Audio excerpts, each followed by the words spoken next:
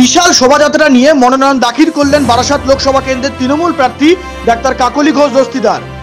এদিন ওই শোভাযাত্রা কেএনসি রোড থেকে শুরু হয়ে জেলা শাসকের দপ্তরে যায়। মনোনয়ন জমা দেওয়ার পর ডাক্তার কাকলি ঘোষ দস্তিদার জানান এই মুহূর্তে তার মূল প্রতিদ্বন্দ্বী গরম।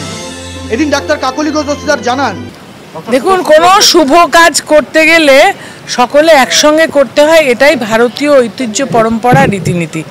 সেই জন্য আমরা এই যে কাজটা, যুদ্ধটা এবং তার আগে ফর্ম ফিল আপ করে নমিনেশন জমা দেওয়াটা, এটা আমরা শুভ মনে করি। সবাই মিলে একসঙ্গে সেই কাজটা করলাম। স্বপন মজুমদারের 8 পাস এক জায়গায়, উচ্চ মাধ্যমিক পাস এক জায়গায়, এই নিয়ে কি বলবেন? আমি বলবো সেটা নির্বাচন কমিশনের দৃষ্টি আকর্ষণ করে, যে এটা তাদের দেখা উচিত। কাজটা আমার নয়, কাজটা তাদের দেখা উচিত। আরও আছে, আপনারা একটুখানি খোঁজ খবর নিন যে ওনার সম্বন্ধে আরও তথ্য আছে। সেটা ওদের পার্টির দেখতে হবে, কেননা ওটা তো আমার কিছু করার নেই।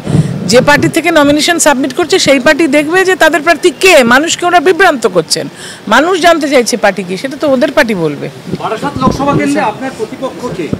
প্রধান প্রতিপক্ষ এখন আপাতত ধরুন প্রধান প্রতিপক্ষ এই গরমটা।